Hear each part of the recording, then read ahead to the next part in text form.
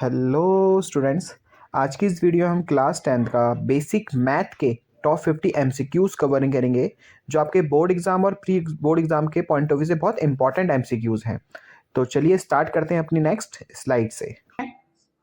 If two positive integer p and q can be expressed this and this, x y being prime numbers, then LCM of p q। हमें LCM निकालना है students इस p and q term का। ये रहा p और ये रहा q।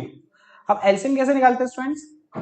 इसमें जितनी भी हाईएस्ट पावर है, जैसे यहाँ पे देखो, यहाँ भी x है, यहाँ भी x है, तो हाईएस्ट पावर कितनी है? 3x की है ना। तो इसको पिक कर लो।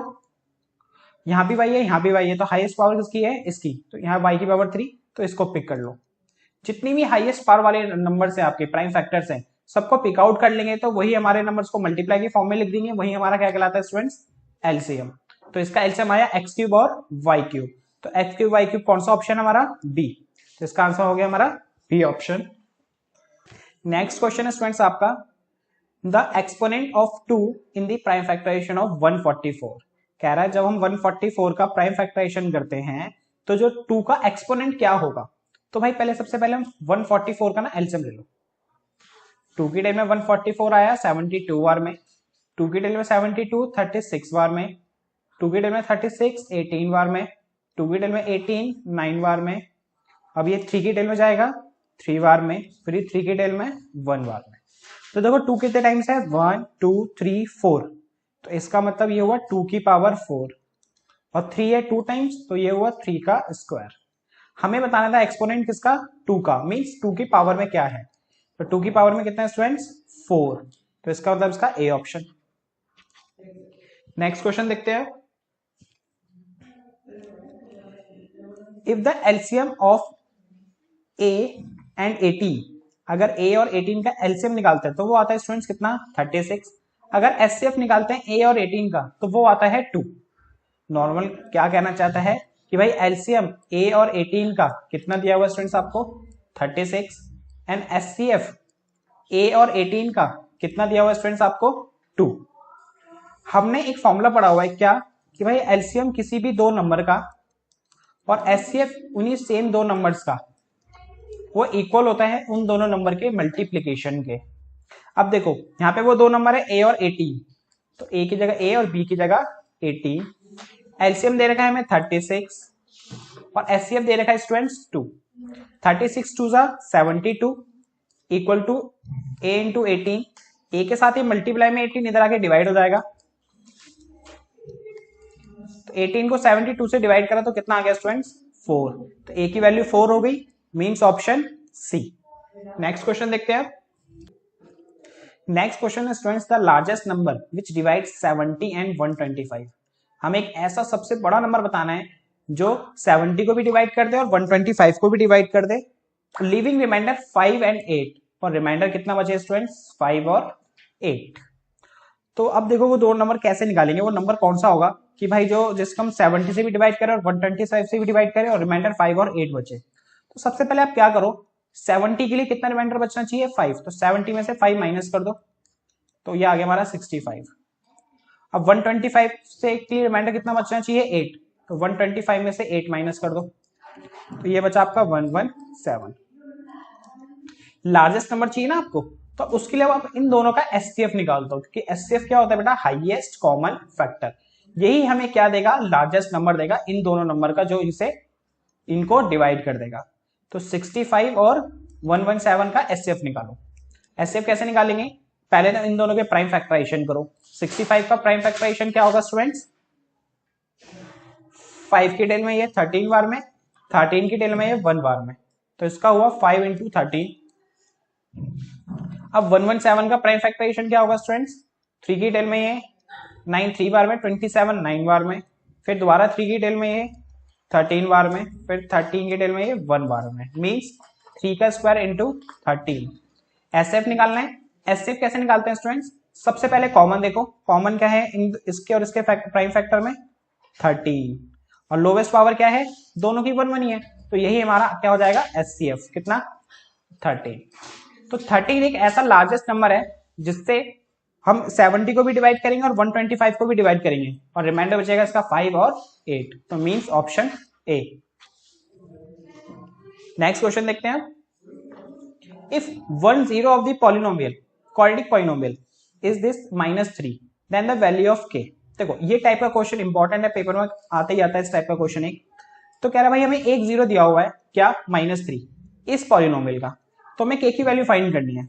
अब देखो जो 0 होता है ना, इसका मतलब ये होता है कि भाई इस पॉलिनोमियल में सेटिस्फाई होगा। सेटिस्फाई मींस अगर हम -3 की वैल्यू यहाँ पुट करेंगे k - 1 x square plus kx plus 1, इस पॉलिनोमियल में हम क्या पुट करेंगे x की जगह -3, तो हमारा आंसर इक्वल में कितना आएगा स्टूडेंट्स 0। तो बस इसी तरह से फिर हमारी k की वैल्यू निकल आएगी k - 1 -3 का स्क्वायर k - 3 प्लस 1। अब देखो मैंने क्या करा है, जहां पर x था वहां पे मैंने -3 पुट कर दिया है और ये इक्वल रहेगा किसके 0 के, क्योंकि ये इसका 0 है। k - 1 -3 का स्क्वायर स्टूडेंट्स 9 प्लस का k है माइनस का 3 है, तो ये माइनस का 3k प्लस का 1 इक्वल टू 0। अब इसको ब्रैकेट ओपन करते हैं, 9 को k से करा 9k minus 9 minus 3k plus 1 equal to 0। 9k में से 3k गया 6k माइनस का 9 प्लस का 1 तो माइनस का 8 equal to 0। 6k equal to minus का 8 इधर आ गया स्टूडेंट्स प्लस का 8, k आ गया हमारा मल्टीप्लाई में ना 6, तो इधर आके डिवाइड हो जाएगा। 2 की टेल में आया 4 बार में और ये 3 बार में, तो हमारा k की वैल्यू आ गई 4/3 means option A. Next question देखते हैं। Degree of the constant polynomial, हमें क्या बताना है स्टूडेंट्स, कांस्टेंट पॉलिनोमियल की डिग्री बतानी है। अब देखो कांस्टेंट नंबर्स क्या होते हैं भाई, 1 2 3 4, ये हमारे कांस्टेंट नंबर्स होते हैं। अब हमें इनकी डिग्री बतानी है, डिग्री क्या है।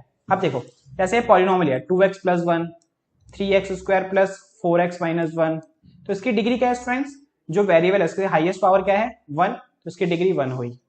इसमें वेरिएबल की हाईएस्ट पावर क्या है 2, तो इसकी डिग्री 2 हुई। अब यहाँ पे कांस्टेंट है, यहाँ पे तो x है ही नहीं, तो लेकिन याद रखना इस चीज को कि अगर जो कांस्टेंट नंबर है ना, अब इसके साथ कोई वेरिएबल तो है नहीं, तो क्या होता है x की power 0, because of anything power 0 1 होता है ना, तो इसीलिए इसके साथ कुछ नहीं होता, तो वो क्या होता है स्टूडेंट्स 2 इंटू एक्स की पावर 0। और इस हिसाब से कांस्टेंट पॉलिनोमियल की डिग्री कितनी हुई स्टूडेंट्स 0, तो means B option. Next question देखते हैं।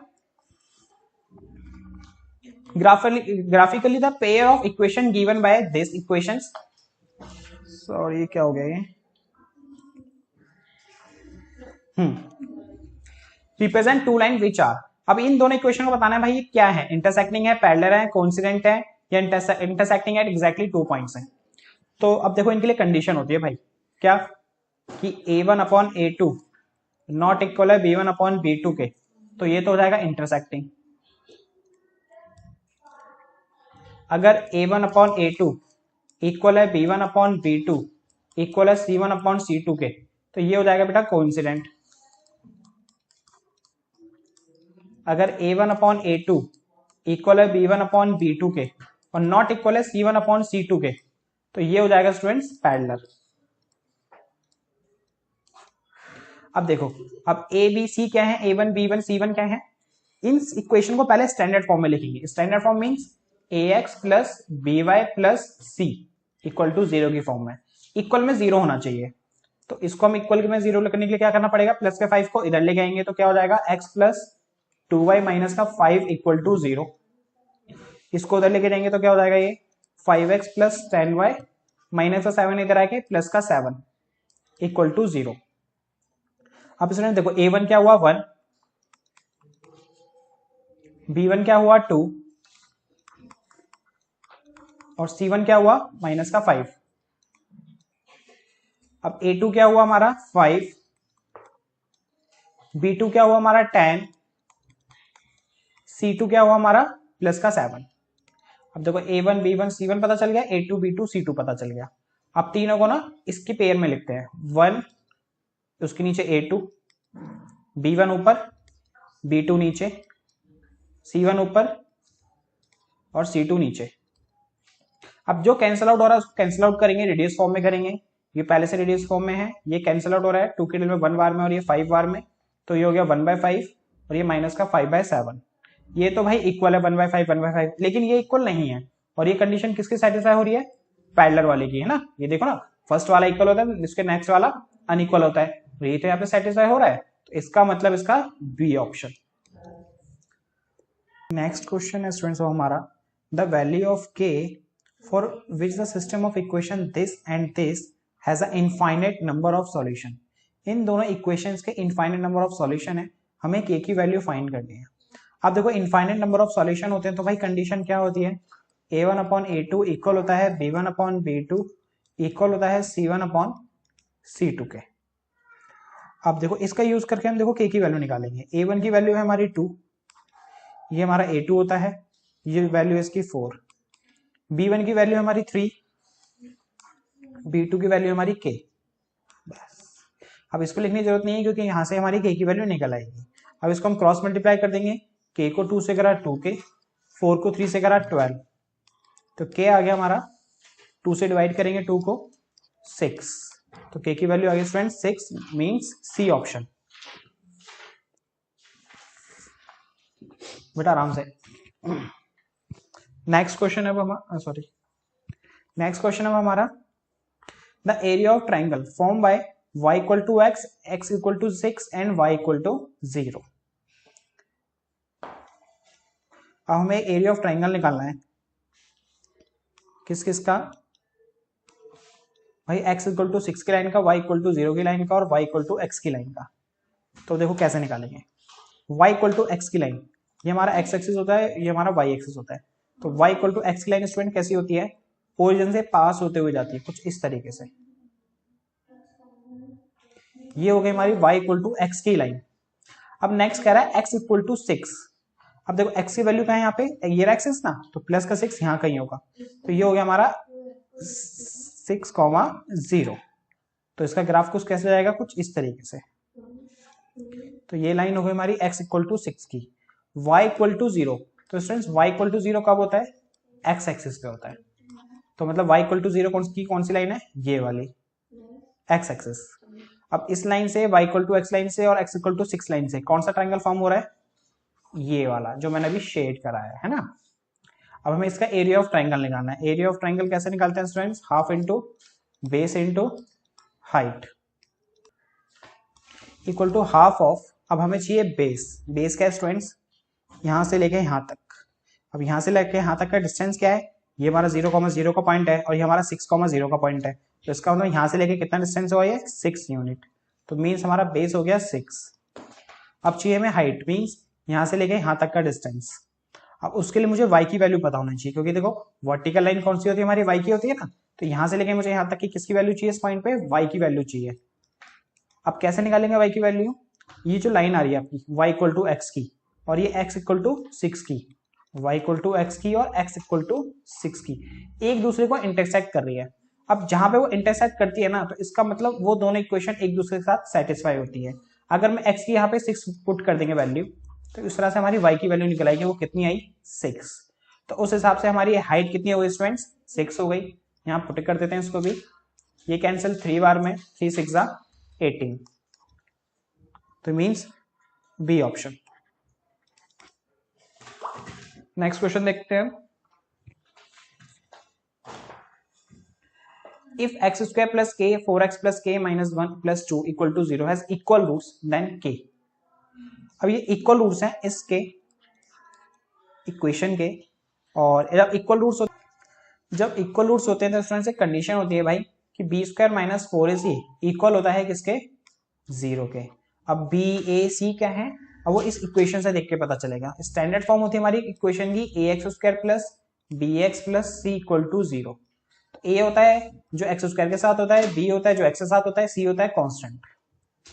अब ये ब्रैकेट में ना सबसे पहले हमें इसे थोड़ा ओपन करना पड़ेगा, तो ये एक्स स्क्वायर है, इस ब्रैकेट को ओपन करेंगे तो क्या होगा, ये 4kx k इंटू के स्क्वायर माइनस का k और ये प्लस का 2 इक्वल टू 0। मैंने इस ब्रैकेट को ओपन करा है सिर्फ अभी तक। अब देखो एक्स स्क्वायर के साथ क्या लिखा हुआ है 1, तो a की वैल्यू 1 है। यहाँ पे x के साथ क्या लिखा हुआ है 4k, तो मीन्स b की वैल्यू 4k हो गई। c क्या होता है कांस्टेंट टर्म, तो ये पूरी हमारे यहाँ पे कांस्टेंट टर्म है जो है c, k square minus k plus 2। अब इस इक्वेशन का यूज करके B square minus 4ac equal to 0 वाली कंडीशन को यूज करके हम k की वैल्यू निकालेंगे। कैसे देखो जरा, पुटिंग करते हैं, b की वैल्यू पुट करो, a की वैल्यू पुट करो, c की वैल्यू पुट करो इसमें। अब b स्क्वायर माइनस 4ac किसके इक्वल है 0 के, तो b की वैल्यू 4k है तो ये हो गया 4k का स्क्वायर माइनस 4 इंटू ए है 1 और c है k square minus k plus 2 equal to 0। 4k का स्क्वायर 16k स्क्वायर माइनस में 4 को k से करा 4k स्क्वायर, 4 को k से करा माइनस का 4k, 4 को 2 से करा प्लस का 8 इक्वल टू 0। अब यहाँ पे देखो छोटी सी मिस्टेक हो गई है, क्या कि भाई यहाँ पे माइनस है ना, तो इसलिए अंदर के सारे साइन चेंज हो जाएंगे। ये माइनस का था तो अब ये प्लस का हो गया, और ये प्लस का था तो अब ये माइनस का हो गया। अब इसको सिंप्लीफाई करते हैं, और 16k स्क्वायर में से 14k स्क्वायर गया तो बचा 12k square plus 4k minus 8 equal to 0। अभी हमारे यहाँ पे क्वाड्रेटिक इक्वेशन बन गई। अब क्वाड्रेटिक इक्वेशन को सॉल्व करने के लिए हम क्या करेंगे, इसका मिडल स्प्लिट टर्म। अब मिडल स्प्लिट टर्म कैसे करेंगे, सबसे पहले देखो ये इक्वेशन ना मुझे थोड़ी और रिड्यूस हो जाएगी, तो रिड्यूस करने से फायदा होगा, मिडल स्प्लिट टर्म करने में बहुत इजी रहेगा। अब रिड्यूस कैसे हो रही है कि भाई ये तीनों के तीनों नंबर एक सेम टेबल में आ रहे हैं जो है 4। अगर मैं 4 कॉमन लेता हूं तो ये बचा 3k square plus k minus 2 equal to 0, और जो ये 4 मल्टीप्लाई में इधर आके क्या हो जाएगा स्टूडेंट्स, 0 के नीचे 0 डिवाइड बाय 4, और 0 डिवाइड बाय 4 कितना होता है 0, तो इक्वेशन मिली मुझे 3k square plus k minus 2 equal to 0। अब इस इक्वेशन के हम मिडल स्प्लिट कर देंगे, वहां से हमारी k की वैल्यू निकल आएगी। इक्वेशन दोबारा यहाँ पे लिख लेते हैं एक बार, 3k square plus k minus 2 equal to 0।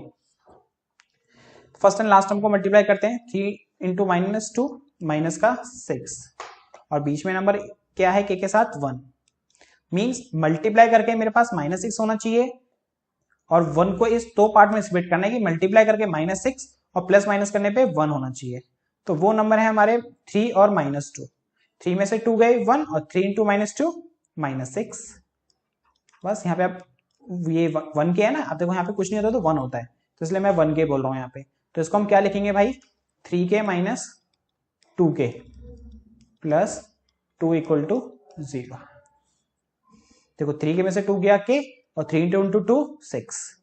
अब दो के पेयर बना लो, 3k कॉमन आया यहां से, यहां बचा k प्लस 1, यहां से 2 कॉमन ले लेते हैं तो यहां बचा k प्लस 1। अब देखो इस पूरे में k प्लस 1 कॉमन है तो एक k प्लस 1 हो गया इक्वल टू 0, तो यहां से k की वैल्यू मिली मुझे माइनस का 1। अब ये 3k माइनस 2 बचा, तो 3k minus 2 equal to 0, 3k equal to minus का 2 आगे प्लस का 2, 3 मल्टीप्लाई में तो इधर डिवाइड में जाएगा, तो k की वैल्यू मिली स्टूडेंट्स 2/3।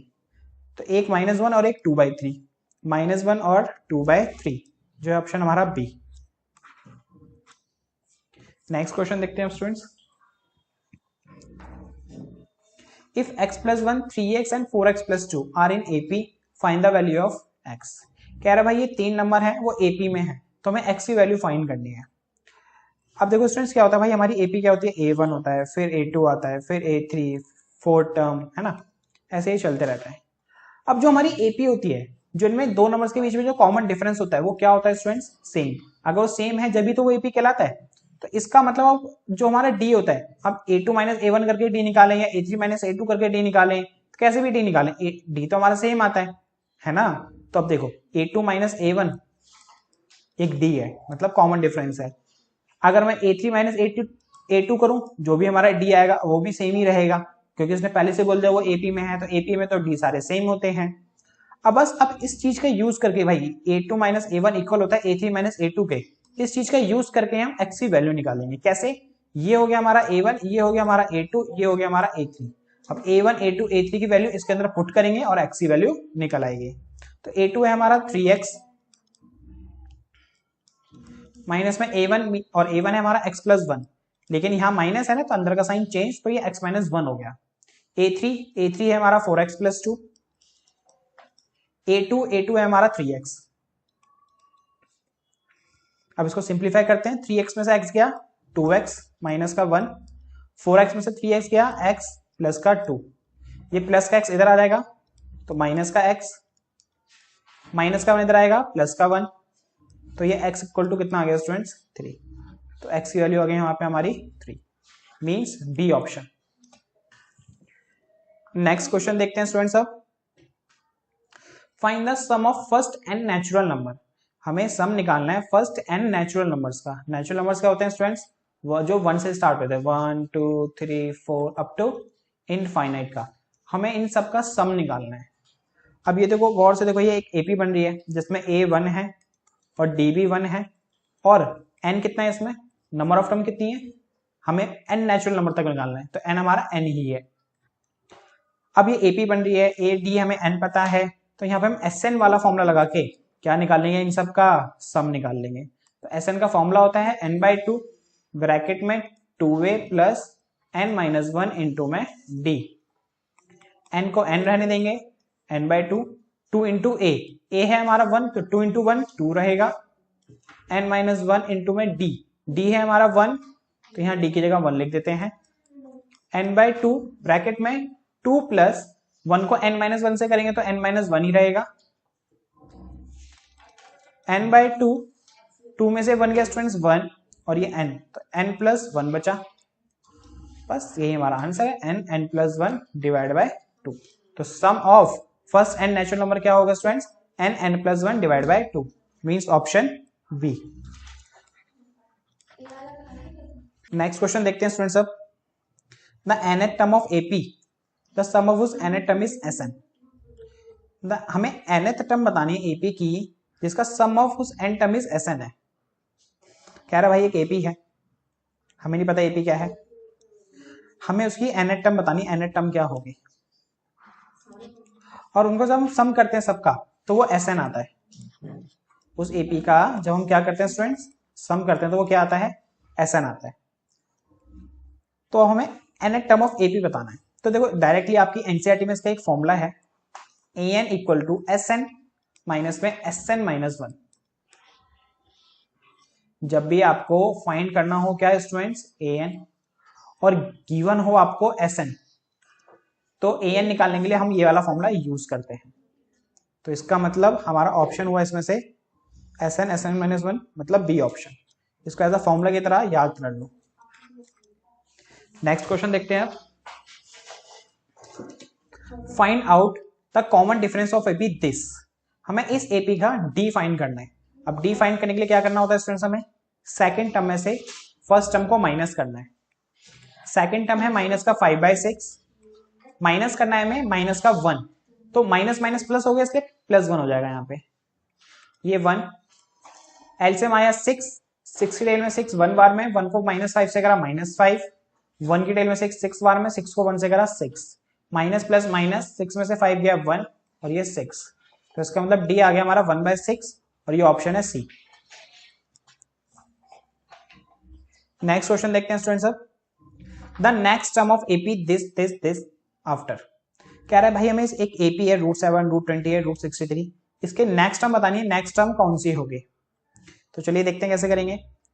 देखो √7 को √7 रहने देते हैं, √28 को थोड़ा सिंप्लीफाई करते हैं। अब सिंप्लीफाई मीन्स 28 का ना आप एलसीएम लो, ये आया 2 की टेल में 14 बार में, 2 की टेल में 7 बार में, फिर ये 7 की टेल में 1 बार में।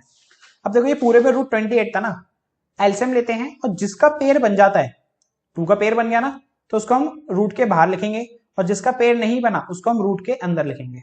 तो इस तरह से हम इसको और थोड़ा सिंप्लीफाई करते हैं। तो √28 को हम क्या ले सकते हैं, √2√7।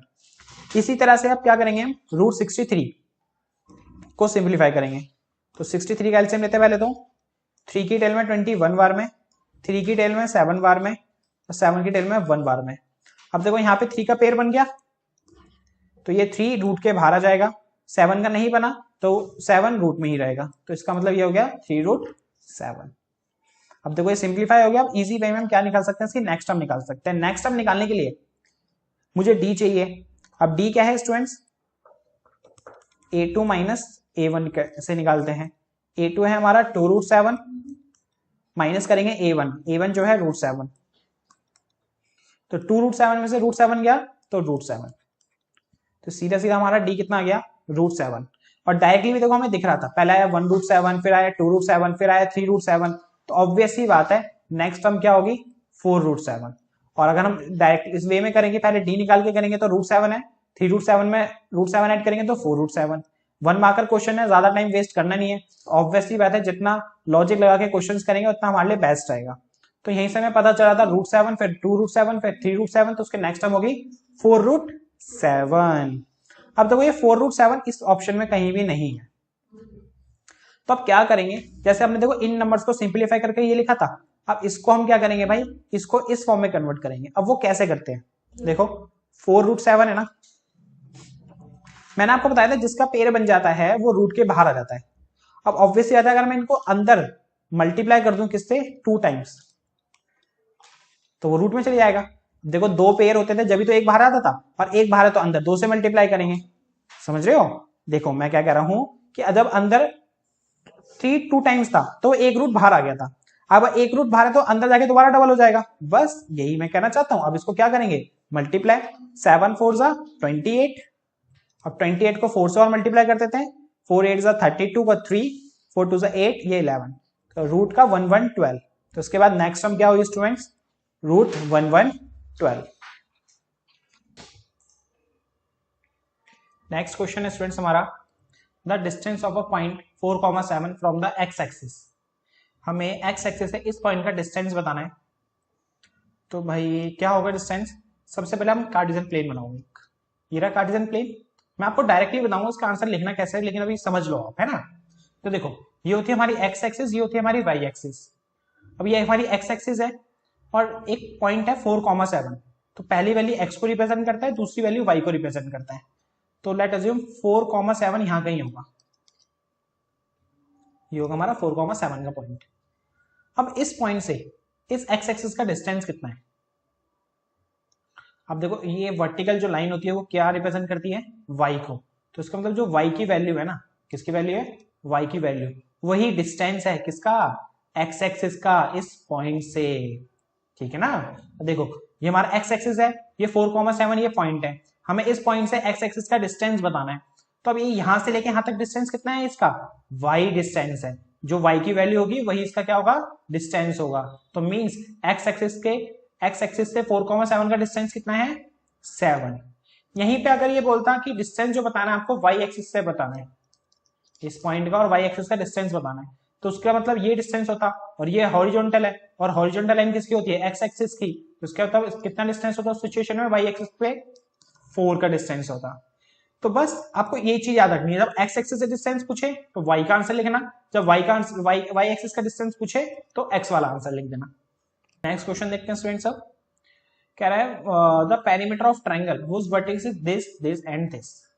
कह रहा है भाई ये कार्टेशियन प्लेन है, अभी इन पे 3 पॉइंट्स हैं, एक है 0,0, यहां होगा 0,0, 0,4, एक्स की वैल्यू 0, वाई की वैल्यू दे रखी है, तो एक्स वैल्यू 0 वाई एक्सिस पे होती है, तो यहाँ पे कहीं होगा 0,4, 3,0, एक्स की वैल्यू दे रखी है और वाई की वैल्यू 0 है, वाई की वैल्यू 0 एक्स एक्सिस पे होती है, तो यहाँ मतलब यहाँ कहीं होगा 3,0। अब जब इन 3 को पॉइंट को ज्वाइन करते हैं तो एक ट्रायंगल फॉर्म होता है। अब हमें इस ट्रायंगल का पेरीमीटर निकालना है। पेरीमीटर कैसे निकालते हैं students, sum of all sides. तो यहां से लेके यहां तक का डिस्टेंस कितना है, 3 यूनिट, तो भाई 3 हो गया। यहां से लेके यहां तक का डिस्टेंस कितना है, 4 यूनिट, तो स्टूडेंट्स ये 4 हो गया। अब इस लाइन का डिस्टेंस कैसे निकालेंगे स्टूडेंट्स हम, अब देखो ये पॉइंट हमें 0,4 है, ये पॉइंट है 3,0, तो हम यहाँ पे हम लगा देंगे डिस्टेंस फॉर्मूला। अब डिस्टेंस फॉर्मूला लगा के इस लाइन का डिस्टेंस पता चल जाएगा, फिर इन दोनों में वो प्लस कर देंगे। तो भाई ये हो गया हमारा x1, ये हो गया y1, ये हो गया x2, ये हो गया y2। डिस्टेंस फॉर्मूला होता है x2 माइनस x1 का होल स्क्वायर प्लस में y2 माइनस y1 का होल स्क्वायर। x2 की वैल्यू है 3, x1 की 0, y2 की 0, y1 की 4, 3 में से 0 गया 3, 3 का स्क्वायर 9, 0 में से 4 गया 4, 4 का स्क्वायर 16, 9 प्लस 16 25, और रूट 25 की वैल्यू होती है 5। तो भाई ये इसका डिस्टेंस आ गया 5, मींस इसका लेंथ आ गई इसकी लाइन की 5 यूनिट। तो इसमें 5 प्लस कर देंगे, 3 प्लस 4 7, 7 प्लस 5 12, तो इसका मतलब पेरीमीटर क्या है इस ट्रायंगल का स्टूडेंट्स, 12 यूनिट। नेक्स्ट क्वेश्चन देखते हैं। कह रहा है P Q R S R the vertex of parallelogram P Q R S. Okay, कह रहा है भाई एक पैरेललोग्राम है, पी क्यू आर एस। अब इसके वर्टेक्स हैं पी के 2,4, ये है हमारा 0,3, ये है हमारा 3,6, ये है हमारा 5,y। P Q R S. Then value of Y, हमें जो देखो इन चारों पॉइंट्स में ये वैल्यू गिवन नहीं है और वाई लिखा हुआ है यहाँ पे, हमें यही वैल्यू आपको फाइंड करनी है। अब देखो हमने एक प्रॉपर्टी पढ़ी हुई है भाई पैरेललोग्राम की, क्या कि जो उसकी डायगोनल्स होती है ना वो बाइसेक्ट करते हैं ईच अदर, एक दूसरे को क्या करती हैं, बाइसेक्ट। मींस ये पार्ट इस पार्ट के इक्वल और ये पार्ट इस पार्ट के इक्वल, ये पार्ट इस पार्ट के इक्वल और ये पार्ट इस पार्ट के इक्वल। अब देखो इन दो डायगोनल्स का इंटरसेक्ट पॉइंट को हम ओवरलैप कर लेते हैं। अब मैं डायगोनल पी आर लूं और इसमें सेक्शन फॉर्मूला लगा के ओ पॉइंट निकालूं, या डायगोनल में क्यू एस लूं और सेक्शन फॉर्मूला लगा के ओ पॉइंट निकालूं, आना था दोनों से ओ पॉइंट ही है ना। अब देखो इधर से भी ओ पॉइंट निकालूंगा मैं और इधर से भी हम 2 पॉइंट निकालेंगे, इधर से भी ओ पॉइंट इधर से भी ओ पॉइंट। अब उनकी वैल्यूज जो होंगी एक्स की एक्स के इक्वल होगी, वाई की वाई के इक्वल होगी, है कि नहीं। तो उस बेस पे हम इस वाली वाई की वैल्यू निकाल लेंगे। अब देखो कैसे, अब सेक्शन फॉर्मूला लगाएंगे हम यहाँ पे। अब ये क्या है, मिड पॉइंट हो गया ओ, किस लाइन के लिए, पी आर के लिए। क्यों, क्योंकि भाई ये लाइन इस लाइन के इक्वल है और जब ये मिड पॉइंट होता है तो उस सिचुएशन में भाई हमें सेक्शन फॉर्मूले में पॉइंट निकालने का फॉर्मूला होता है x1 plus x2 divide by 2 और y1 plus y2 divide by 2। x1 की वैल्यू कितनी है स्टूडेंट्स, ये हो गया हमारा x1 और ये हो गया हमारा x2 और ये हो गया हमारा y1, ये हो गया हमारा y2 पी आर के लिए। तो x1 प्लस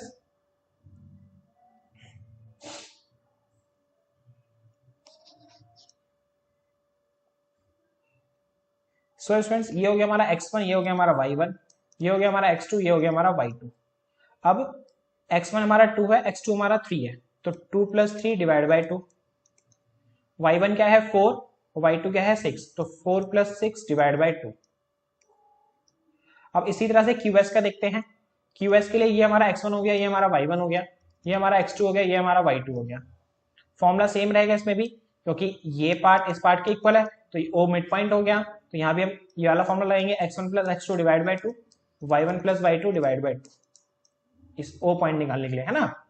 अब x1 क्या है सिचुएशन में, SQ के सिचुएशन में x1 है y और x2 है 0, तो 5 प्लस 0 अपॉन 2, y1 है y और y2 है 3, तो y प्लस 3 डिवाइड बाय 2। अब हमें इस वाले y की वैल्यू निकालनी है। देखो दोनों से निकला ओ पॉइंट ही है, तो इसकी ये y वाली वैल्यू और इसकी ये y वाली वैल्यू दोनों के आगे एक दूसरे के इक्वल। मींस ये 4 प्लस 6 जो 10 है डिवाइड बाय 2, ये इक्वल होगा किसके students, y plus 3 divide by 2। इन दोनों को कंपेयर करके हम इस वाले y की वैल्यू निकाल लेंगे। 2 से 2 कैंसिल, क्योंकि इक्वल के आमने सामने वाला नंबर कैंसिल आउट हो जाता है, प्लस का 3 तरह के माइनस हो जाएगा। यहां से y की वैल्यू मिल गई मुझे 7, ऑप्शन ए।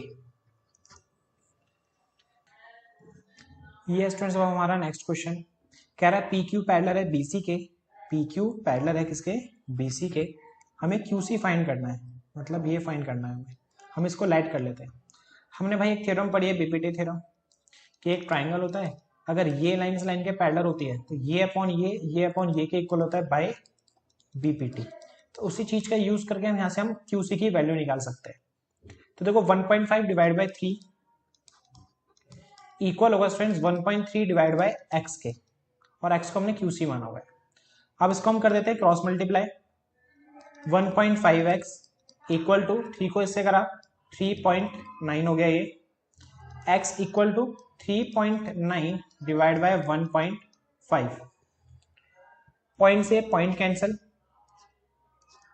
3 की डेल में 5 बार में, 3 की डेल में ये 13 बार में, फिर 5 की डेल से काटते हैं इसको 10 2 बार में, 36 बार में, तो भाई आ गया 2.6, तो मतलब डी ऑप्शन 2.6 सेंटीमीटर। तो क्यूसी होगा बेटा हमारा 2.6 सेंटीमीटर। नेक्स्ट क्वेश्चन देखते हैं।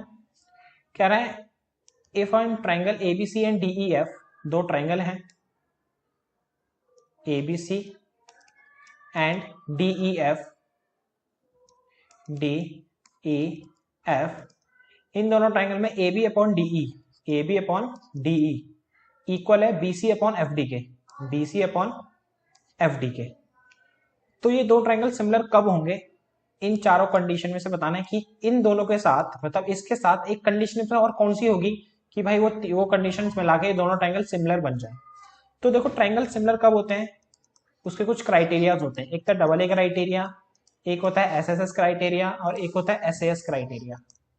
तो जो इसमें यूज होगा वो हमारे students SAS criteria, because of देखो ये साइड ये अपॉन ये और ये अपॉन ये, इसने तो एस और एस कवर कर दिया। अब बीच में हमें क्या है, इसके एंगल है।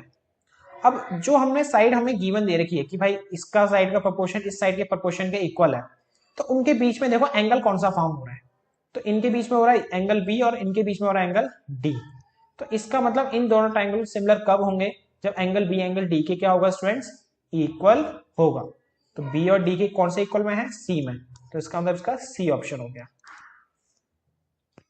नेक्स्ट क्वेश्चन देखते हैं। कह रहा भाई 8 tan x इक्वल है 15 के, तो हमें sin x minus cos x निकालना है। तो भाई हमें सबसे पहले sin x cos x निकालना है ना, तो हमें दे रखा है tan x 8 tan x equal to 15। तो हम इस 8 को इसके डिनोमिनेटर में ले आते हैं। tan का फॉर्मूला होता है स्टूडेंट्स परपेंडिकुलर अपॉन बेस। कैसे पता हमें, पंडित बद्रीनाथ प्रसाद हर हर भोले, ये रिप्रेजेंट करता है साइन को, ये कॉस को और ये tan को। तो tan का p बाई बी है ना, तो इसका मतलब परपेंडिकुलर हमारा ये हो गया और बेस हमारा ये हो गया। ट्रायंगल बनाते हैं, परपेंडिकुलर हमारा 15 हो गया और बेस हमारा 8 हो गया। अब पाइथागोरस थ्योरम यूज करके हम AC की वैल्यू निकाल लेते हैं। तो AC का स्क्वायर क्या होगा, AB का स्क्वायर प्लस में BC का स्क्वायर, है ना। 90 के सामने वाला हाइपोटेनस होता है और ये बेस हो गया हमारा और ये परपेंडिकुलर हो गया। तो पाइथागोरस थ्योरम यूज करके हम AC की वैल्यू निकाल लेंगे। तो AC का स्क्वायर इक्वल टू AB का स्क्वायर, AB है स्टूडेंट्स 15, BC का स्क्वायर, BC है स्टूडेंट्स 8, 15 का स्क्वायर हो गया 2 to 5 और 8 का स्क्वायर 64। इनको प्लस करते हैं तो ये आ गया 289। स्क्वायर है तो स्टूडेंट उधर जाके हो जाएगा ये स्क्वायर रूट। 289 किसका स्क्वायर रूट होता है स्टूडेंट, ये होता है बेटा 17 का। किसका होता है, 17 का। 70 to 17 289 होता है, इसलिए इसका स्क्वायर रूट हुआ 17। तो AC की वैल्यू आ गई हमारी 17। अब हमें निकालना था sin x minus cos x, sin x minus cos x। अब देखो साइन का फॉर्मूला क्या होता है, P अपॉन H, cos का फॉर्मूला क्या होता है, B अपॉन H। परपेंडिकुलर कितना है 15, हाइपोटेनस कितना है 17, B मतलब बेस, बेस कितना है 8, H फॉर हाइपोटेनस, हाइपोटेनस कितनी है 17। माइनस करते हैं इनको, 15 में से 8 गया 7, तो mean sin x minus cos x कितना आ गया students 7/17, option D. Next question देखते हैं। 1 minus tan square 45 upon 1 plus tan square 45 is equal to, simplify करते हैं। 1 माइनस tan स्क्वायर 45, tan 45 की स्ट्रिंग्स वैल्यू होती है 1, तो ये हो गया 1 का स्क्वायर। 1 प्लस tan 45 की दोबारा वैल्यू 1 होती है, तो ये 1 का स्क्वायर। 1 का स्क्वायर 1 होता है तो 1 माइनस 1, यहाँ भी 1 का स्क्वायर 1 होता है, 1 प्लस 1। 1 में से 1 गया 0/2 और किसी नंबर को 2 से डिवाइड करेंगे, मतलब किसी नंबर को 0 से डिवाइड करते हैं तो कितना आता है 0। तो भाई इसमें ऑप्शन क्या हुआ, 0 तो कहीं है ही नहीं। अब देखो ये 1 ऑप्शन नहीं है। sin 45 की वैल्यू होती है स्टूडेंट्स 1/√2 और tan 90 की वैल्यू कितनी होती है स्टूडेंट्स, नॉट डिफाइंड। तो sin 0 की वैल्यू होती है 0। तो इसका मतलब आपका कौन सा ऑप्शन हुआ, डी। देखो हमारा आंसर आया 0, 0 कहीं था नहीं, तो हमें पता है भाई tan 90 होता है नॉट डिफाइंड और B1 ऑप्शन है नहीं, 0 है। sin 45 की वैल्यू 1/√2 और sin 0 की वैल्यू 0 होती है ना, इसलिए इसका हमारा डी ऑप्शन हो गया। नेक्स्ट क्वेश्चन देखते हैं स्टूडेंट्स। अब 9 cos स्क्वायर है प्लस 9 sin स्क्वायर है, हम ये हमें बताना है ये किसके इक्वल है। ओके देखो इधर भी 9 है इधर भी 9 है, तो 9 कॉमन ले लो, तो बचा भाई cos स्क्वायर है प्लस sin स्क्वायर है, और cos square plus sin square की वैल्यू होती है 1 और 9 इंटू 1 9, तो मीन्स ऑप्शन बी। बहुत इजी था ये क्वेश्चन। नेक्स्ट क्वेश्चन देखते हैं। भाई cos 1 degree, cos 2 degree, cos 3 degree, cos 4 degree, ऐसी cos 90 डिग्री तक अगर हम इन सबको मल्टीप्लाई करते हैं, मीन्स कि cos 1 की वैल्यू, cos 2 की वैल्यू, cos 3 की वैल्यू, cos 4 की वैल्यू, ऐसे cos 90 तक की वैल्यू, ये डॉट डॉट है ना, इसका मतलब सारे मल्टीप्लाई में, मल्टीप्लाई करते तो उसका आंसर कितना आएगा, 0 आएगा। अब कैसे, बिकॉज ऑफ cos 90 की वैल्यू होती है स्टूडेंट्स 0। अब 0 को किसी भी नंबर से मल्टीप्लाई करते हैं तो आंसर कितना आता है, 0 ना। अब देखो यहाँ पे जिसकी जितनी भी कुछ भी वैल्यू हो, हमें सबको लेना है देना है ही नहीं। cos 90 की 0 होती है, 0 को इन सबसे मल्टीप्लाई करो तो कितना आ गया स्टूडेंट्स, 0। इसलिए इसका बी ऑप्शन। नेक्स्ट क्वेश्चन है साइन माइनस कॉस इक्वल है 0 के, तो हमें वैल्यू बतानी है साइन की पावर 4 थीटा प्लस कॉस की पावर 4 थीटा की। अब देखो जो हमें गिवन है ना, इसका यूज करेंगे कैसे, sine theta minus cos theta equal है स्टूडेंट्स किसके, 0 के। तो साइन थीटा माइनस का है तो उधर आगे प्लस का हो गया ये। अब साइन थीटा और कॉस थीटा इक्वल कौन से पे होते हैं, 45 पे होते हैं। जब थीटा 45 होता है जब भी तो साइन थीटा और कॉस थीटा इक्वल होते हैं। देखो ना, साइन 45 की वैल्यू 1/√2 होती है और कॉस 45 की भी वैल्यू 1/√2 होती है। तो इस तरह से मुझे थीटा की वैल्यू पता चल गई। देखो एक तरीका और है थीटा की वैल्यू निकालने का, क्या कि भाई साइन थीटा किसके इक्वल है, कॉस थीटा के। मैं कॉस को इसके नीचे ले आता हूँ, तो साइन अपॉन क्या हो जाएगा ये, कॉस, और यहाँ बचा 1, और साइन अपॉन कॉस क्या होता है स्टूडेंट्स, tan। tan 1 कब होता है बेटा, 45 पे। तो यहाँ से भी हमारा थीटा कितना आ गया, 45। अगर ये ना समझ आया हो तो इससे समझ लो, वैसे तो दोनों ही समझ आ गए होंगे आपको। अब देखो हमें थीटा पता चल गया 45, हमें निकालनी थी इसकी वैल्यू ना। अब बस पुटिंग करनी है हमें, साइन की पावर 4 45 डिग्री प्लस में कॉस की पावर 4 45 डिग्री। साइन 45 होता है 1/√2 और इस पूरे की पावर है 4।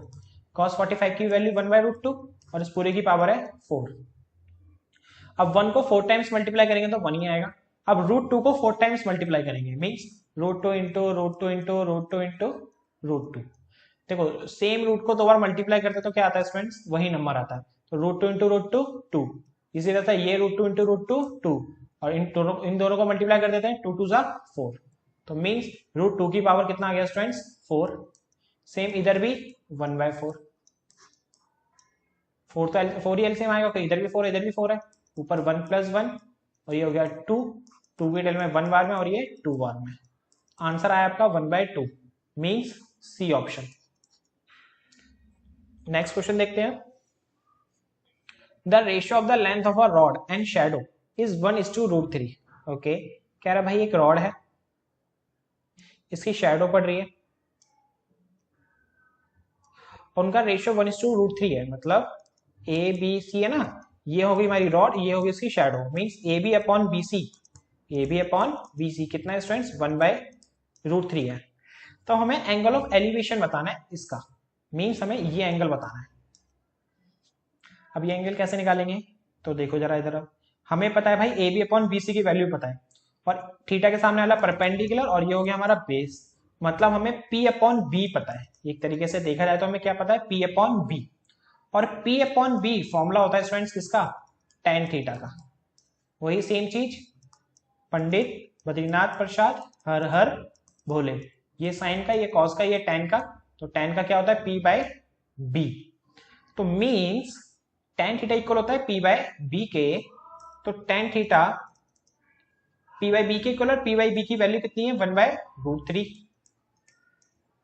अब आंसर आपको दिख गया होगा कि भाई tan थीटा 1/√3 कब होता है, थीटा 30 डिग्री पे हमारा क्या होता है, 1/√3। सो ऑप्शन ए हमारा क्या हो गया आंसर। अब नेक्स्ट क्वेश्चन देखते हैं, if the circumference and area of circle numerically equal, कह रहा है सर्कमफ्रेंस और area of the circle equal है, तो हमें डायमीटर बताना है सर्कल की क्या है। तो भाई सर्कमफ्रेंस एरिया के इक्वल है, सर्कमफ्रेंस का फॉर्मूला होता है 2πr और एरिया का फॉर्मूला होता है πr²। पाई से पाई कैंसिल, इक्वल के आमने सामने वाले नंबर कैंसिल आउट हो जाते हैं जब सारे नंबर्स मल्टीप्लाई में हो, जैसे देखो ये भी मल्टीप्लाई में, ये भी मल्टीप्लाई में, तो आमने सामने वाले नंबर्स कैंसिल आउट हो जाते हैं बीच में जब इक्वल का साइन हो। तो यहाँ पे r² है, यहाँ पे 1 r है, तो 1 r गया तो एक सिंगल r बचा, तो यहाँ से भाई हमें r की वैल्यू मिल गई कितनी, 2। लेकिन हमें निकालना था डायमीटर, डायमीटर होता है स्टूडेंट्स 2r, r की वैल्यू 2 है तो r की वैल्यू यहाँ 2 पुट करी तो 2 2 जा 4, तो डी आ गया हमारा 4, means D option. Next question देखते हैं। If the sum of area of two circles, sum of area of two circles radius r1 and r2, क्या कह रहे हैं कि भाई दो सर्कल है, इसकी रेडियस r1 है, ये दूसरा सर्कल है इसकी रेडियस r2 है। अगर हम इन दोनों को सम करते हैं, sum of area of two circles radii of r1 and r2 is equal to the area of a circle of radius r। इन दोनों का एरिया, इसका भी एरिया और इसका भी एरिया किसके इक्वल है, एक जिसकी रेडियस r है उसके एरिया के इक्वल है। अब हमें बताना है कि भाई इनमें से चारों कंडीशन क्या सेटिस्फाई होगी। ओके, अब देखो एरिया ऑफ सर्कल कैसे निकालते हैं भाई हम, पाई आर स्क्वायर, तो इसका एरिया हो गया हमारा पाई r1 का स्क्वायर, इसका एरिया हो गया पाई r2 का स्क्वायर, इसका हो गया नॉर्मल पाई r स्क्वायर। देखो r की जगह मैंने r1 लिखा क्योंकि इसका रेडियस r1 थी, इसकी रेडियस r2 थी इसलिए r2 लिखा, इसकी रेडियस r थी तो इसलिए r लिखा मैंने। इन दोनों में गौर से देखो स्टूडेंट्स, पाई कॉमन है, यहाँ बचा फिर r1 का स्क्वायर, यहाँ बचा r2 का स्क्वायर, पाई कॉमन लिया तो यहाँ बचा r1 का स्क्वायर, यहाँ r2 का स्क्वायर, ये बचा पाई r स्क्वायर। अब पाई देखो मल्टीप्लाई में तो इस पूरे के साथ आमने सामने वाले नंबर क्या हो गए, कैंसल आउट। r1 का स्क्वायर प्लस r2 का होल स्क्वायर किसके इक्वल हुआ, r स्क्वायर के। तो भाई ये रिलेशन है r1 r2 और r में, तो मींस हमारा ऑप्शन कौन सा हुआ, डी ऑप्शन। नेक्स्ट क्वेश्चन देखते हैं स्टूडेंट सर, कह रहा है भाई if the radii of two circles are in the ratio of 4:3, कह रहा है भाई दो सर्कल हैं जो उनकी रेडियस है, मान लो इसके सर्कल की रेडियस r1 है, इसकी रेडियस r2 है, इन दोनों रेडियस का रेशियो दे रखा है 4:3, इन दोनों सर्कल के रेडियस का रेशियो कितना दे रखा है, r1:r2 4:3। अब आगे क्या है students question, then their area are in the ratio of, अब हमें इन दोनों सर्कल के एरिया का रेशियो निकालना है और हमें दिया क्या है, इनकी रेडियाई का रेशियो दे रखे हैं दोनों सर्कल के। अब हमें एरिया का फॉर्मूला होता है स्टूडेंट सर्कल का पाई आर स्क्वायर, इस सर्कल को मानते हैं C1, इस सर्कल को मानते हैं C2। अब C1 और C2 का रेशियो निकालना है हमें, C1 और C2 का रेशियो। अब सर्कल का एरिया होता है हमारा पाई आर स्क्वायर, और पहले सर्कल को हमने के रेडियस को हमने माना है r1 तो ये पाई r1 का स्क्वायर, दूसरे सर्कल के रेडियस को हमने r2 माना है तो ये पाई r2 का स्क्वायर, पाई से पाई कैंसल। अच्छा एक और चीज, रेशियो में निकालना है तो सर आपने फ्रैक्शन में क्यों डाला है, बिकॉज ऑफ बेटा जब हमें रेशियो में निकालना होता है ना उसको हम पहले फ्रैक्शन में लिखते हैं, देन बाद में उसको रेशियो की फॉर्म में लिखते हैं, तो इसलिए मैंने अभी आपको उसको फ्रैक्शन की फॉर्म में लिख के दिखाया है। अब देखो यहाँ पाई से पाई कैंसल, C1/C2 इक्वल टू, ये r1 का स्क्वायर है, ये r2 का स्क्वायर है। अब देखो इसको r1:r2 है, मैं इसको ऐसे लिख सकता हूँ ना r1/r2, हम इस रेशियो को इस फॉर्म में भी लिख सकते हैं, इसका मतलब यही होता है। अब r1/r2 कितना हो गया 4/3, और यहाँ पे उनका क्या है स्क्वायर, तो ये 4/3 का स्क्वायर हो जाएगा। दोबारा देखो, ये हमें r1 r2 की वैल्यू पता है, r1/r2 की 4/3, और यहाँ से r1/r2 का ये स्क्वायर है, तो इसलिए मैंने क्या करा, r1/r2 की वैल्यू पुट करी और उस पर पूरे पे क्या लिख दिया स्क्वायर। 4 का स्क्वायर होता है 16, 3 का स्क्वायर होता है 9। अब इसका रेशियो क्या बन गया उस हिसाब से 16:9, मीन्स सी ऑप्शन। ये स्टूडेंट्स अब हमारा नेक्स्ट क्वेश्चन कह रहा है the hour hand of a clock is 6 centimetre long. Okay, एक वॉच है, क्लॉक है, उसकी आर हैंड है जो उसकी लेंथ कितनी है 6 centimetre. The area swept by between 11:20 AM to 11:55 AM। अब हमें बताना है कि जो आर हैंड है 11:20 से 11:55 जब हुए तो ऑब्वियसली बात है जो आर हैंड थी कुछ ना कुछ मूव हुई होगी, मान लो यहाँ थी अब कहाँ आ गई, कुछ यहाँ आ गई। अब इतने से पार्ट में जितना एक एरिया उसने कवर करा, यहाँ से लेके यहाँ तक आने में जितना भी एरिया कवर हुआ, हमें इसका पार्ट का एरिया निकालना है। तो उससे पहले देखो कि भाई ये हो क्या रहा है, ये एक सेक्टर फॉर्म करेगा। देखो ना, ये मान लो एक आर हैंड है और ये यहाँ थी जब 11:20 AM से 11:55 AM हुए तो वो यहाँ आ गई मान लो, तो ये क्या फॉर्म कर रहा है स्टूडेंट्स, एक सेक्टर फॉर्म कर रहा है, और हमें इसका क्या निकालना है एरिया। तो और एरिया ऑफ सेक्टर कैसे निकालते हैं, θ/360 पाई आर स्क्वायर। अब हमें थीटा नहीं पता, आर बिल्कुल पता है हमें 6 सेंटीमीटर। अब थीटा कैसे निकालेंगे, देखो कैसे निकालते हैं। जो हमारी आर हैंड होती है, जब वो अभी मान लो आर हैंड हमारी 12 पे है, जो पूरी घूम के कंप्लीट हो गए यहाँ पहुंचेगी तो कितना टाइम लगेगी स्टूडेंट्स? पूरे के पूरे 12 hour, because of hour hand है, मिनट हैंड नहीं है। मिनट हैंड 60 मिनट लगती है पूरा सर्कल कंप्लीट करने में, लेकिन जो आर हैंड होती है वो 12 से स्टार्ट हुई है, ऐसे चलते चलते चलते 12 घंटे बाद ही, 12 आवर बाद ही दोबारा 12 बजाएगी आर हैंड वाली, है ना। तो इसका मतलब 12 घंटे लेती है वो कितने में, एक पूरा सर्कल कंप्लीट करने में, ओके ना। अब देखो कितना 12 आवर कंप्लीट टाइम लेते हैं पूरा सर्कल एक कंप्लीट करने में। तो इसका मतलब 1 आवर में कितना एंगल बनाएगी स्टूडेंट्स? को देखो 360 पूरा डिग्री का एंगल होता है जब पूरा सर्कल कंप्लीट होता है, और वो 12 आवर लगा रहा है। तो अगर मैं 12 से डिवाइड कर दूंगा इसको तो मुझे 1 आवर में पता चल जाएगा कि भाई वो कितना डिग्री एंगल बना रही होगी, है ना। देखो, और जो हमारी आर हैंड है वो पूरा का पूरा 12 आवर लेती है, तो एक आवर में कितना एंगल फॉर्म करिए, उसके लिए क्या करेंगे, इस पूरे कंप्लीट एंगल को 360 को डिवाइड कर देंगे 12 आवर से, तो 1 आवर का पता चल जाएगा हमें। तो 1 आवर में ये बनाती है भाई कितने डिग्री का एंगल? 30 डिग्री का एंगल। 1 आवर में कितने डिग्री का एंगल बनाती है स्टूडेंट्स? 30 डिग्री का एंगल। लेकिन हमें एक आवर का नहीं चाहिए एंगल, हमें कितने मिनट का एंगल चाहिए? 1120 से 1155, मींस 10 इधर 25 इधर। हमें सिर्फ ओनली 35 मिनट में वो कितना मूव हुई है उतना एंगल चाहिए हमें। अब हमने 1 आवर का तो निकाल लिया है, क्या भाई 1 आवर में कितना एंगल बनता है? 30 डिग्री। 1 आवर का मतलब 60 मिनट में बनता है कितना स्टूडेंट्स? 30 डिग्री। तो 1 मिनट का निकालने के लिए क्या करेंगे भाई, अब 30 को डिवाइड कर देंगे किससे? 60 से, तो ये आ गया हमारा 1/2। तो 1 मिनट में स्टूडेंट्स एंगल कितना बनता है? 1/2 बनता है। लेकिन हमें कितने का चाहिए था? 35 मिनट का। तो 35 मिनट में कितना एंगल बनेगा? 35 मल्टीप्लाई 1/2 मीन्स 35/2। इतना डिग्री एंगल बनेगा 35 मिनट में। कौन सी एंड का? आर हैंड का। अब थीटा में यहां से पता चला, अब पुटिंग करते हैं। 35/2 इंटू में यहाँ पे 360 है, पाई की वैल्यू 22/7, आर हमें 6 दे रखा है।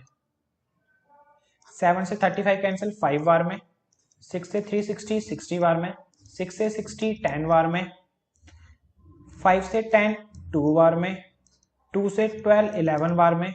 तो यहाँ बचा 11 और यहाँ बचा 2, 11/2। 2 से 11 कैंसिल आउट करा 5.5 बार में। तो भाई कितना एरिया फॉर्म होगा 35 मिनट में? 5.5 सेंटीमीटर स्क्वायर।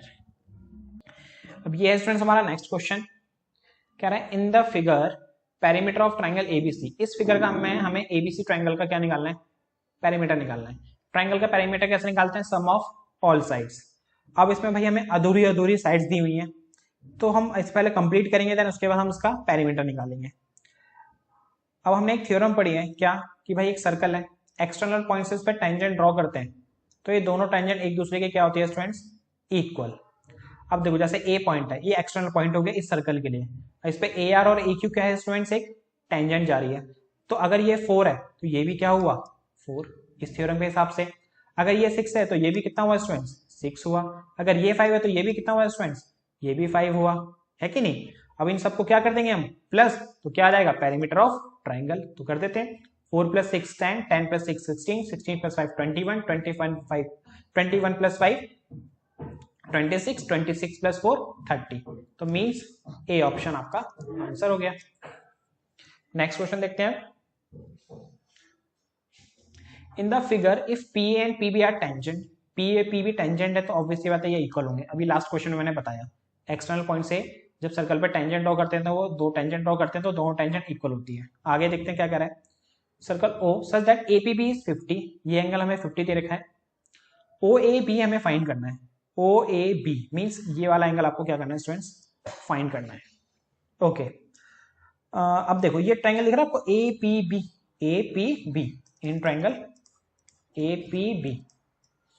ये ए पी किसके इक्वल है?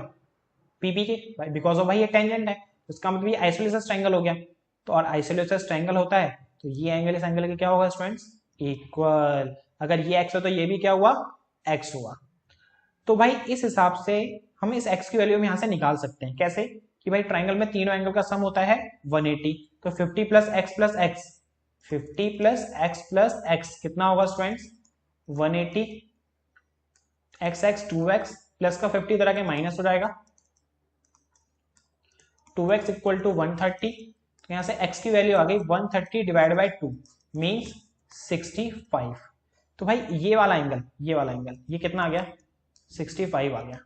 लेकिन हमें निकालना कौन सा एंगल है स्टूडेंट्स, ये वाला, ये जो मैंने डार्क कराया ना अभी यहाँ तक, ये वाला एंगल हमें फाइंड करना है। अब इस एंगल को देखो कैसे निकालेंगे। हमने एक थ्योरम और पढ़ी है कि भाई ये रहा हमारा टेंजेंट, ये रहा सेंटर, सेंटर से टेंजेंट पे हम एक रेडियस ड्रॉ करते हैं, तो भाई वो 90 डिग्री का एंगल बनाता है। कितने का बनाता है स्टूडेंट्स, एक 90 डिग्री का एंगल बनाता है।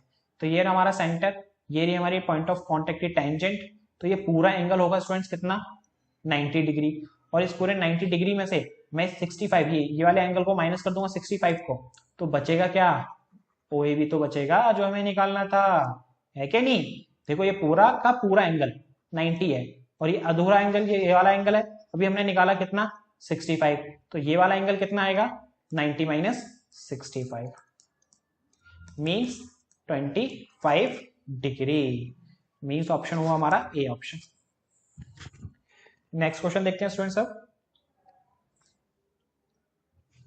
What is the empirical relation between mean median and mode. Okay students, एक मीन मीडियन मोड का एक रिलेशन होता है क्या, भाई मोड इक्वल होता है किसके 3 मीडियन माइनस 2 मीन के। ये फॉर्मूला आपको याद रखना है, पेपर में एक टाइप का क्वेश्चन आ सकता है। एक टाइप का क्वेश्चन और बनता है, वो भी मैं आपको बताता हूँ किस टाइप का बनेगा, उससे पहले आपको ये फॉर्मूला याद रखना। तो अब इसमें ऑप्शन देखते हैं क्या है भाई, mode equal to 3 median minus 2 mean, mode equal to 3 median minus 2 mean C option में, तो ये आपका आंसर हो गया इसका। इसमें एक और चीज याद रखना कि भाई जरूरी नहीं हो mode equal to 3 median minus 2 mean option में हो, वो कभी कभार पता है क्या करते हैं, ऑप्शंस को घुमा के दे देते हैं। मान लो 2 मीन को इधर लिया ये लोग और मोड को उधर ले गए, कुछ इस तरह से ऑप्शन दे देंगे। तो आपको मेन ये फॉर्मूला याद रखो, उसके बाद जब ऑप्शन चेक करो तो इसके हिसाब से चेक करना, जैसे कि मैंने कराने वाला कि भाई इसको इधर उधर ले जा सकते हैं, तो वो भी इधर उधर ले गए होंगे, लेकिन आपको वो एग्जैक्टली बना के मोड के इक्वल में बना के फिर चेक कर लेना। अच्छा, अब इसमें एक टाइप का क्वेश्चन और बनता है। अब इसमें ना आपको दो चीज दे देगा, जैसे मान लो मोड और मीडियन दे दिया तो मीन निकालने के लिए बोल देगा, मीन और मीडियन दे दिया तो मोड निकालने के लिए बोल देगा। अब देखो दो चीज आपको पता है, इसको पुट कर देंगे, फिर तीसरी चीज हम निकाल लेंगे इक्वेशन की तरह सॉल्व करके, तो एक इस टाइप का क्वेश्चन बन जाता है हमारा। अब नेक्स्ट क्वेश्चन देखते हैं। If the arithmetic mean of this and this is 10, इसका मीन कितना दे रखा है स्टूडेंट्स, हमें 10 दे रखा है, तो हमें x की वैल्यू निकालनी है। मीन कैसे निकालते हैं students, summation of x upon में n, समेशन ऑफ x मतलब सम ऑफ ऑल ऑब्जर्वेशन, तो इन सबको ऐड कर देते हैं, x plus 3 plus x plus 6 plus x plus 9 plus x plus 12 divide में n, n क्या होता है स्टूडेंट्स, नंबर ऑफ ऑब्जर्वेशन, तो नंबर ऑफ ऑब्जर्वेशन कितनी है 1 2 3 4 5, तो डिवाइड बाय 5। अब इनको प्लस करते हैं, x plus x plus x plus x, तो कितने x हो गए, 5x। अब नंबर को ऐड करते हैं, 3 plus 6 9, 9 9 plus 18, 18 plus 12 30 divide by 5। और ये मीन का फॉर्मूला है ना, और मीन हमें पहले से दे रखा है कितना 10, तो यहाँ पे इक्वल में इसके 10 लिखेंगे। अब 10 के नीचे कुछ नहीं है तो क्या है स्टूडेंट्स 1, अब इसको क्रॉस मल्टीप्लाई कर देंगे, सिंप्लीफाई करके x की वैल्यू निकल आएगी।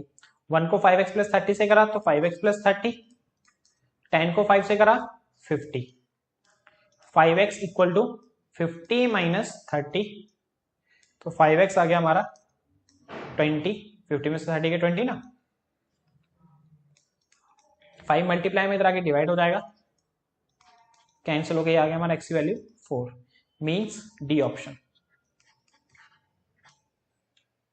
नेक्स्ट क्वेश्चन देखते हैं स्टूडेंट्स। अब find the mean of first 5 whole numbers, हमें फर्स्ट 5 होल नंबर्स का क्या निकालना है स्टूडेंट, मीन निकालना है। तो भाई होल नंबर क्या होते हैं, जो 0 से स्टार्ट होते हैं, 0 1 2 3 4 5 6 ऐसे इनफाइनाइट तक, लेकिन हमें सिर्फ फर्स्ट 5 नंबर चाहिए, 1 2 3 4 5 मीन्स ये, अभी मीन है, मैंने आपको बताया था मीन कैसे निकालते हैं, sum of all observation divide by number of observation. तो अब इन सबको प्लस करेंगे, 0 plus 1 plus 2 plus 3 plus 4 divide by 5, क्योंकि टोटल 5 नंबर है ना। प्लस करते हैं, 4 और 3 7, 7 और 2 9, 9 प्लस 1 10, 10 प्लस 0 10, 10 डिवाइड बाय 5 2। तो मतलब mean of first 5 whole number कितना आ गया स्टूडेंट्स, 2। ऑप्शन हुआ हमारा इसमें बी। नेक्स्ट क्वेश्चन देखते हैं आप। कह रहा है in the following distribution, class ये है, फ्रीक्वेंसी ये है, हमें upper limit of model class बतानी है। मॉडल क्लास की क्या बतानी है हमें, अपर लिमिट। अब स्टूडेंट मॉडल क्लास कैसे निकालते हैं, जो आपकी फ्रीक्वेंसी है ना उसमें देखो सबसे बड़ा नंबर कौन सा है, 10, 15, 12, 29 में सबसे बड़ा नंबर है 20। अब 20 के सामने जो क्लास है ये आपकी कहलाती है क्लास मॉडल क्लास। ये हो गई हमारी मॉडल क्लास। देखो दोबारा बताता हूं, जो सबसे बड़ा नंबर है उसके सामने जो क्लास लिखी हुई है वो हमारी मॉडल क्लास होती है। तो 15 से 20 हमारी मॉडल क्लास हो गई। हमें बतानी है अपर लिमिट, ये होती है स्टूडेंट्स लोअर लिमिट, और ये होती है स्टूडेंट्स हमारी अपर लिमिट। तो अपर लिमिट है स्टूडेंट्स कितनी, 20। तो मींस सी ऑप्शन इसका आंसर है। नेक्स्ट क्वेश्चन देखते हैं। A number is selected from number 1 to 25. The probability that is prime number. भाई हमने 1 से लेकर 25 तक नंबर थे, इसमें से प्रोबेबिलिटी बताने हमें प्राइम नंबर्स की। हमने सेलेक्ट करे नंबर्स, उसमें बताने जो हमने नंबर सेलेक्ट करे वो प्राइम नंबर हो, उसकी प्रोबेबिलिटी बतानी है। तो अब इसमें देखेंगे कितने प्राइम नंबर्स हैं। देखो 1 प्राइम नंबर नहीं होता, 2 प्राइम नंबर होता है। अच्छा उससे पहले एक और चीज कि भाई प्राइम नंबर्स क्या होते हैं। स्टूडेंट्स प्राइम नंबर्स वो होते हैं जो 1 से और खुद से इटसेल्फ से डिवाइड हो और किसी नंबर से ना हो। जैसे कि 5 है, वो 1 की टेल में आता है और खुद की 5 की टेल में आता है, और किसी में नहीं आता ना, तो इसका मतलब ये क्या है, प्राइम नंबर। जैसे 6 है, 1 के में आता है, 2 के में भी आता है, 3 के टेल में भी आता है और 6 के में भी आता है। अब देखो 1 के में और खुद में तो आता है, लेकिन औरों में भी आता है, तो इसका मतलब ये प्राइम नंबर नहीं है। प्राइम नंबर वही होते हैं सिर्फ ओनली 1 और वो खुद में आए। 1 प्राइम नंबर नहीं होता, 2 प्राइम नंबर बिल्कुल है, 3 भी है, 4 नहीं है, 5 है, 6 नहीं है, 7 है, 8 नहीं है, 9 नहीं है, 10 नहीं है, 11 है, 12 नहीं है, 13 है, 14 नहीं है, 15 नहीं है, 16 नहीं है, 17 है, 18 नहीं है, 19 है, 20, 21, 22, 23 है, 24 नहीं है, 25 भी नहीं है। तो ये हमारे टोटल 1 से लेकर 25 तक प्राइम नंबर्स होते हैं। तो ये टोटल कितने हो गए, 1 2 3 4 5 6 7 8 9। तो ये हो गए स्टूडेंट्स हमारे 9 नंबर्स, और टोटल नंबर कितने हैं ये 25। तो स्टूडेंट्स हमारा आंसर आया इसका 9/25।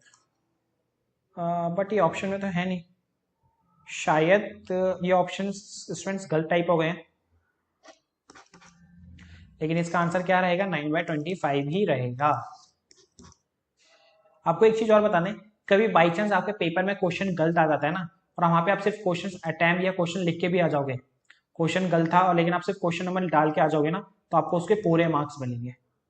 ओके, इसका आंसर फिलहाल 9/25 है, हमारा ऑप्शन ये गलत है सारे के सारे। नेक्स्ट क्वेश्चन देखते हैं स्टूडेंट्स। अब इन अ फैमिली ऑफ 3 चिल्ड्रन, एक फैमिली में 3 चिल्ड्रन है, the probability of have at least one boy, at least one boy हो। ओके तो सबसे पहले ना, एक फैमिली में 3 चिल्ड्रन है तो कौन क्या क्या हो सकते हैं चिल्ड्रन, पहले वो देखते हैं। देखो तीनों बॉयज हो सकते हैं, 2 बॉयज 1 गर्ल्स हो सकती है, या 1 बॉयज 1 गर्ल्स 1 बॉयज हो सकते हैं, या 1 बॉय दोनों गर्ल हो सकती हैं, है कि नहीं, या तीनों गर्ल हो सकती हैं, या 1 गर्ल 2 बॉयज हो सकते हैं, या 1 गर्ल 1 बॉय 1 गर्ल्स हो सकता है, या 1 गर्ल 2 गर्ल और 1 बॉय हो सकता है। ये कुछ कॉम्बिनेशंस हैं भाई 3 चिल्ड्रन के एक फैमिली में, कि ऐसे ऐसे हो सकते हैं। अब हमें निकालना है एटलीस्ट वन बॉय, कम से कम ओनली 1 बॉय तो होना ही होना चाहिए। कम से कम 1 बॉय का मतलब पता है क्या है भाई, कम से कम 1 हो, उससे ज्यादा भी चलेगा। एटलीस्ट का मतलब क्या होता है, कम से कम 1 हो लेकिन उससे ज्यादा हो वो भी चलेगा। जैसे बोलते नहीं भाई हम अपने दोस्तों को, नहीं, मेरे पास कम से कम 100 रुपए पड़े हैं, कम से कम 100 रुपए तो पड़े ही पड़े हैं, इससे कम नहीं होंगे, इससे भले ज्यादा हो सकते हैं, इसका मतलब यही तो होता है कि नहीं। इसी तरह से यहाँ पे 1 बॉय बोल रहा है, तो इसका मतलब 1 बॉय भी हो सकता है, 2 भी हो सकता है और 3 भी हो सकता है। तो आपको इसमें देखना है कि 1 और 2 और 3 कितनों में है। देखो 3 इसमें, ये भी हो सकता है, ये भी हो सकता है, ये भी हो सकता है, ये भी हो सकता है। इसमें देखो एक भी बॉय नहीं है ना, तो ये नहीं आएगा। ये भी हो सकता है पेयर, ये भी पेयर हो सकता है, ये भी पेयर हो सकता है। इसमें देखो एक भी बॉय नहीं है, लेकिन इसने बोला था एटलीस्ट एक बॉय तो होना चाहिए, भले उससे ज्यादा हो उससे कोई दिक्कत नहीं है, लेकिन उसमें एक बॉय तो होना ही चाहिए। तो यहाँ पे तीनों गर्ल्स थी, तो ये ऑप्शन नहीं आएगा। तो ये सारे ऑप्शन हुए, और ये टोटल कितना हो गया, 1 2 3 4 5 6 7। तो भाई ऊपर आएगा हमारा 7, नीचे आता है स्टूडेंट्स टोटल। टोटल कितने कॉम्बिनेशन थे, ये 8। तो ये हो गया हमारा 7/8 means A option. Next question है, if a tower 30 meter high, एक टावर है, इसकी हाइट है 30 meter, cast a shadow 10√3 meter long on the ground. अब ये ग्राउंड पे भाई 10√3 मीटर शैडो बना रहा है। Then the angle of elevation of sun is, sun होगा ये, सन नहीं होगा। अब हमें इसका क्या निकालना है, एंगल ऑफ एलिवेशन मीन्स ये हमें थीटा निकालना है। ए बी सी, स्टूडेंट्स हमें पता है ए बी और बी सी मीन्स परपेंडिकुलर और बेस। परपेंडिकुलर और बेस पता है, मतलब पी बाई बी पता है, और पी बाई किस में होता है, tan थीटा में। तो tan theta equal to P है हमारा 30 और बी है हमारा tan√3। tan से 30 कैंसिल 3 बार में, ये ऊपर 3 है ना, 3 को मैं लिख सकता हूँ √3 इंटू √3, क्योंकि सेम नंबर को मल्टीप्लाई करके 3 आता है। ऐसा क्यों कर रहा हूँ, नीचे √3 है, तो √3 से √3 कैंसिल हो तो क्या बचेगा, ओनली √3 बचेगा। तो भाई tan थीटा कितना आ गया स्टूडेंट्स, √3 आ गया। हमें चाहिए था थीटा की वैल्यू। tan √3 कब होता है, जब थीटा 60 होता है। तो इसका मतलब इसका ऑप्शन हुआ ए ऑप्शन आंसर। ये है स्टूडेंट्स अब हमारा next question, a dice is rolled twice, एक डाइस को 2 टाइम्स रोल किया गया, the probability that 5 will not come up either time is. हमें बताना है भाई, हम डाइस को जब 2 बार रोल किया तो उसमें 5 कितनी बार, एक भी बार ना है, उसकी हमें प्रोबेबिलिटी बतानी है। तो जब देखो 2 डाइस को हम रोल करते हैं तो क्या क्या पेयर बन सकते हैं भाई, 1 1 हो सकता है, 1 2 हो सकता है, ऐसे 1 3 1 4 1 5 और 1 6। अब 2 में 2 1 2 2 इस तरह से 2 6 तक, या पहला 3 भी हो सकता है, तो 3 1 3 2 ऐसे 3 6 तक। इसी तरह से 4 से 4 6 तक, ऐसी 5 से 5 6 तक, इस तरह 6 से 6 6 तक। तो ये टोटल आउटकम्स बनेंगे जो हम 2 डाइस को क्या करेंगे बेटा, रोल करेंगे। तो टोटल कितने आउटकम्स हो गए, देखो इस लाइन में 6, पहली लाइन में 6, इसमें भी 6, इसमें भी 6, इसमें भी 6, इसमें भी 6, और ये टोटल 6 है, तो 6 6 36। तो टोटल हमारा कितने आउटकम बनेंगे, 30 टिक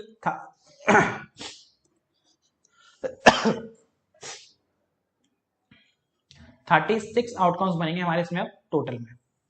अब हमें बताना है प्रोबेबिलिटी किसकी, 5 will not come up either time, एक भी बार 5 ना आए।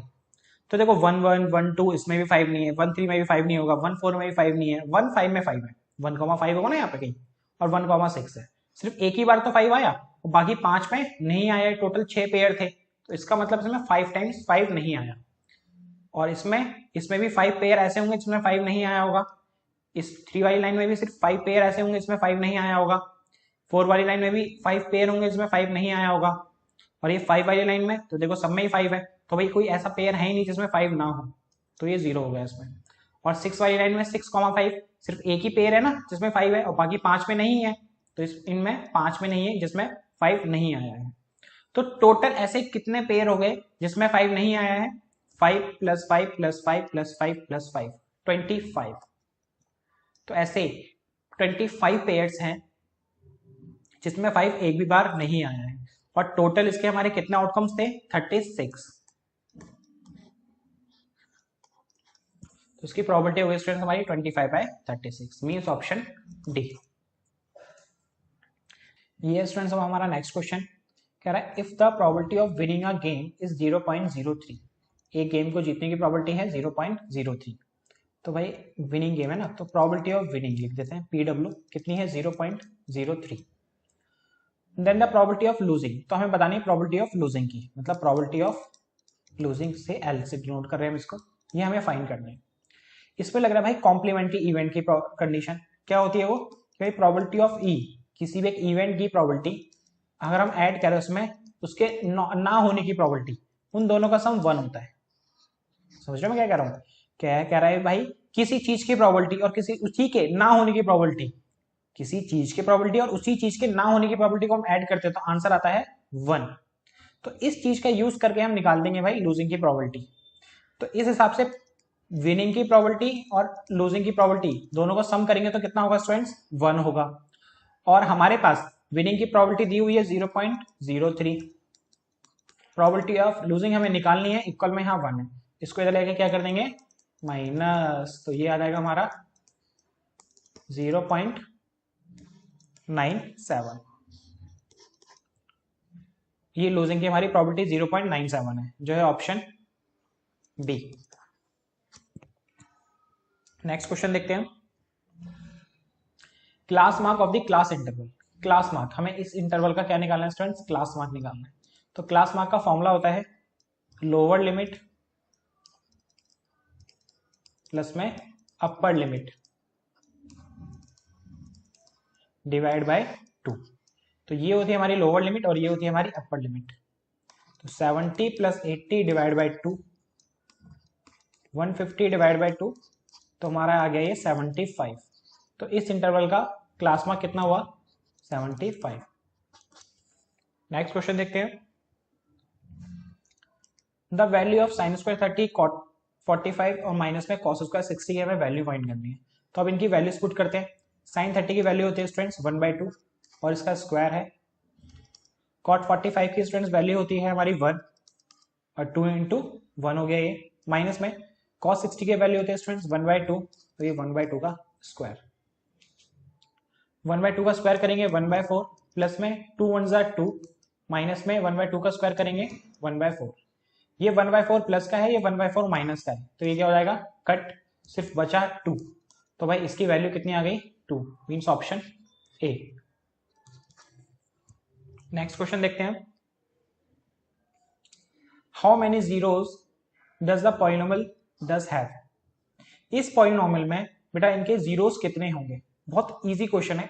याद रखना किसी भी पॉलिनोमियल की जो हाईएस्ट पावर होगी या हाईएस्ट डिग्री होगी उतने ही उसके क्या होंगे जीरोस होंगे। तो इस पॉलिनोमियल में वेरिएबल की सबसे हाईएस्ट पावर क्या है 2 है ना, तो इसका मतलब इसके 2 जीरोस होंगे। अगर हाईएस्ट पावर 3 होती तो इसका मतलब 3 जीरोस होते हैं, हाईएस्ट पावर 1 होती है तो इसका मतलब 1 जीरो होते हैं। तो अभी फिलहाल इसके अंदर हाईएस्ट पावर 2 है ना, तो इसलिए इसके 2 जीरोस होंगे। तो ऑप्शन क्या हुआ यहाँ पे सी। नेक्स्ट क्वेश्चन देखते हैं, the area of quadrant of a circle where the circumference of the circle is 176 metre. कह रहा है सर्कल का हमें एक सर्कमफ्रेंस गिवन है 176 मीटर। अब हमें उस सर्कल का क्वाड्रेंट का एरिया निकालना है। क्वाड्रेंट क्या होता है स्टूडेंट्स, ये सर्कल है, क्वाड्रेंट होता है फोर्थवा पार्ट। तो सर्कल को 4 पार्ट में डिवाइड करते हैं, तो इसका ये फोर्थ पार्ट है ना, हमें इसका एरिया निकालना है। और ये हमारा क्या बना रहा है, एक सेक्टर फॉर्म कर रहे हैं। और एरिया ऑफ सेक्टर का फॉर्मूला क्या होता है स्टूडेंट्स, θ/360 πr²। अब इस सेक्टर का, इस क्वाड्रेंट का एरिया निकालने के लिए मुझे दो चीज चाहिए, क्या, एक थीटा और एक आर।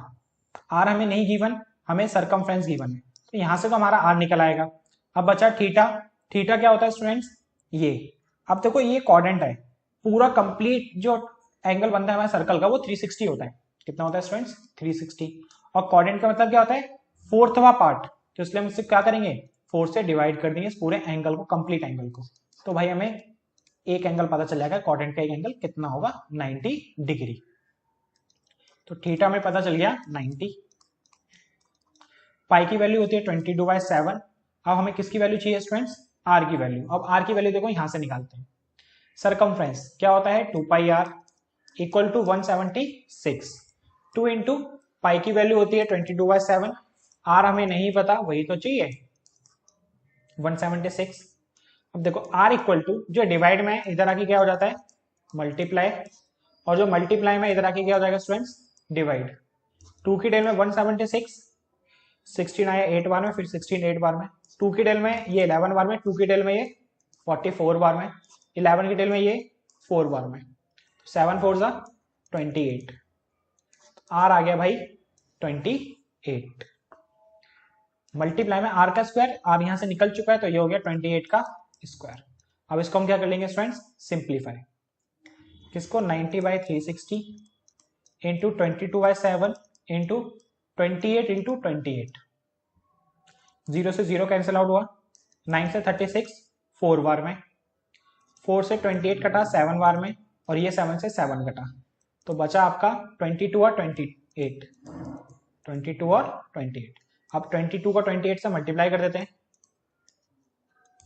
8 दूनी 16 का 1, 8 दूनी 16 1 17, 4 और ये भी 4, 11 का 1 और ये 6, तो आ गया हमारा 616। तो इस क्वाड्रेंट का एरिया कितना होगा स्टूडेंट 616, मीन सी ऑप्शन आपका हो गया इसका। ये हम स्टूडेंट्स अब हमारा next question, if an event that can not occur then its probability is, कोई इवेंट है वो अकर ही नहीं हो रहा, मतलब वो अकर ही हो ही नहीं सकता, तो इसका मतलब वो हुआ हमारा एक इम्पॉसिबल इवेंट, इम्पॉसिबल इवेंट। और स्टूडेंट्स इम्पॉसिबल इवेंट की जो प्रोबेबिलिटी होती है वो होती है 0। एग्जाम्पल के तौर पे मैंने बोला बेटा आप एक डाइस ड्रॉ करिए, हमने एक डाइस रोल करी, उसमें 7 आने की प्रोबेबिलिटी बताओ। भाई अब एक डाइस में एक 1 से लेके 6 तक नंबर होते हैं, 7 तो होते ही नहीं है, तो ये कैसा इवेंट हुआ इम्पॉसिबल, तो इसकी प्रोबेबिलिटी क्या बनेगी 0, मींस ऑप्शन क्या हुआ इसका डी। नेक्स्ट क्वेश्चन देखते हैं, if the zeros of a quadratic polynomial are 1 and 1, हमें क्वाड्रेटिक पॉलिनोमियल है उसके जीरोस दिए हैं, मींस ये अल्फा है और ये बीटा है, तो हमें पॉलिनोमियल बताना है पॉलिनोमियल क्या होगा।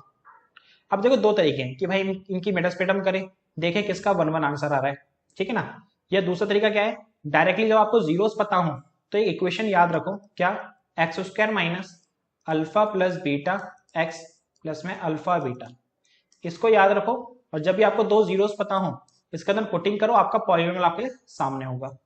अब वही चीज हमें अल्फा और बीटा गिवन है, और ये हमने आपको बोला कि इस पॉलिनोमियल को याद रखना हमेशा, जब भी आपको जीरोस गिवन होंगे पुटिंग करके आंसर निकाल सकते हैं पॉलिनोमियल। अब देखो अल्फा 1 है बीटा 1 है, पुटिंग कर देते हैं, एक्स स्क्वायर माइनस अल्फा 1 है बीटा भी 1 है और ये एक्स, यहाँ पे अल्फा 1 है बीटा भी 1 है, 1 + 1 2, ये 2x हो गया, 1 × 1 1 हो गया, तो भाई हमारा पॉलिनोमियल क्या बना x square minus 2x + 1, x square minus 2x + 1 मतलब बी ऑप्शन। नेक्स्ट क्वेश्चन देखते हैं, if triangle ABC is a right angle triangle at C, कह रहा है एक राइट एंगल ट्राइंगल है, राइट एंगल ट्राइंगल क्या होता है जो 90 डिग्री एंगल होता है इसमें, और वो भी सी पे है, तो मतलब ये सी होगा। Then the value of cos a + b, तो हमें a + b की वैल्यू बतानी है, cos a + b की वैल्यू बतानी है। अब देखो ये 90 है, तो a और b क्या होगा हमें पता ही नहीं है, लेकिन हमें ये पता है भाई कि a + b + c करेंगे तो कितना होगा स्टूडेंट्स 180 होगा, क्योंकि ट्राइंगल में तीनों एंगल का सम कितना होता है 180। तो a + b तो हमें पता नहीं है, c हमें पता है कितना है 90, ये प्लस का 90 उधर आके क्या हो जाएगा माइनस का, तो 180 - 90, तो a + b आ गया स्टूडेंट्स हमारा 90 डिग्री। अब a + b को यहाँ पुट कर देते हैं, तो ये हो जाएगा cos 90, a + b हमारा 90 आया था ना, a + b की जगह मैंने क्या लिख दिया 90, और cos 90 की वैल्यू होती है स्टूडेंट्स 0, तो मतलब cos a + a की वैल्यू कितनी हुई 0, मतलब ऑप्शन ए। ये स्टूडेंट्स अब हमारा नेक्स्ट क्वेश्चन कह रहा है, two concentric circles are of radius 5 centimetre and 3 centimetre, दो कॉन्सेंट्रिक सर्कल्स हैं जिसकी रेडियस 5 है और एक की रेडियस 3 है। अच्छा कॉन्सेंट्रिक सर्कल्स क्या होते हैं स्टूडेंट्स, ऐसे सर्कल्स जिनका सेंटर सेम हो, जैसे मान लो ये हमारा सेंटर था एक सर्कल का, एक सर्कल ये ड्रॉ हुआ, अब इसी को एज अ सेंटर मान के मैंने एक और सर्कल ड्रॉ कर दिया, बस रेडियस में चेंज है। अब जो छोटा सर्कल है उसकी रेडियस 3 है, और जो बड़ा सर्कल है उसकी रेडियस 5 है। ये बोल रहा है क्वेश्चन आगे, the length of the chord of larger circle fit touch the smaller circle. हमें बतानी है क्या, लेंथ ऑफ कॉर्ड बतानी है लार्जर सर्कल की जो स्मॉलर सर्कल को टच करके जा रही है, कुछ इस तरीके से। मीन्स आपको ये ए है और ये बी है, ए बी फाइंड करना है। तो देखो स्टूडेंट्स कैसे करेंगे। अब हमें ये पता है ये क्या है भाई, एक ये रेडियस है और ये भी क्या है स्टूडेंट्स, ये रेडियस है। इसे ओ मानते हैं, इसे डी मानते हैं, सी मान लेते हैं। ओ सी रेडियस हो गया किस सर्कल के लिए, छोटे सर्कल के, मतलब ये हो गया 3 सेंटीमीटर। ओ भी रेडियस है बड़े सर्कल का, तो ये हो गया हमारा 5 सेंटीमीटर। हमने थ्योरम पढ़ी है क्या कि भाई ये हमारे क्या है, टेंजेंट, और ये क्या है, इस पे रेडियस पे हम टेंजेंट पे ड्रॉ करते तो 90 डिग्री का एंगल बनाती है। तो इसका मतलब ये क्या होगा, यहाँ पे 90 डिग्री का एंगल बना रही होगी, और 90 डिग्री का एंगल बना रही है और साथ में